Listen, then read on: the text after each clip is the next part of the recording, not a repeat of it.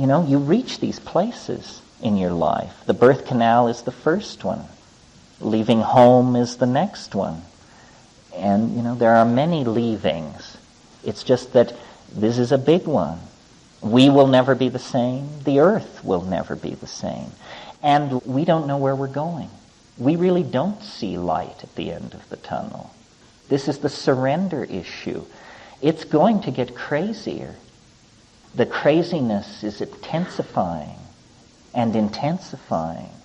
And yet, we possess creativity on a scale undreamed of. We can find a way out. There's no problem. We have the technologies, the money, the resources.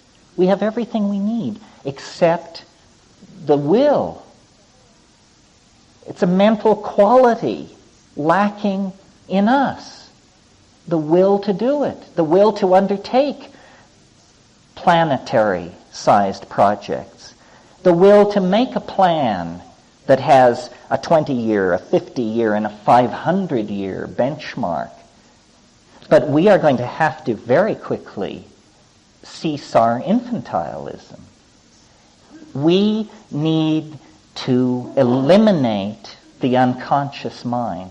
This is really what it comes down to, folks.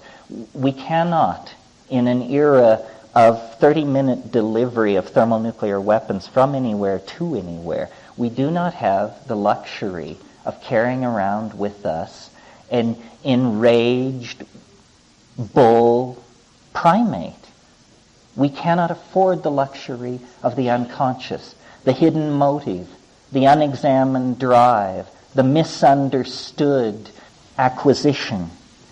The only way we can correct our cultural situation is by returning to an archaic style.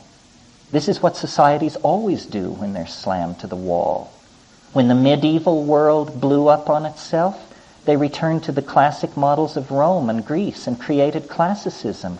Classicism was created in the 15th century, for God's sake. There hadn't been a Roman around for 1,000 years. When a society gets into trouble, it reaches back. We've got trouble in River City, big trouble. And we have to reach further back, further. Egypt won't do. We have to go back to this high archaic shamanism. And it's a hard swallow for individuals and society because we have made illegal this possibility because it is threatening to the dominance of the ego. The ego cannot coexist in the presence of a psychedelic religion.